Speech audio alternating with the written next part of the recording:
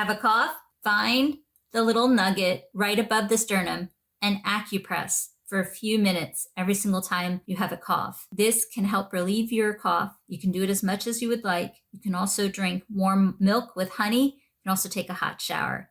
Keep this tip in mind. Looking out for you from your friend and acupuncturist, Anita Tadavarthi. Check out our YouTube channel, Empirical Grace and Empirical Grace Fertility and Weight Loss.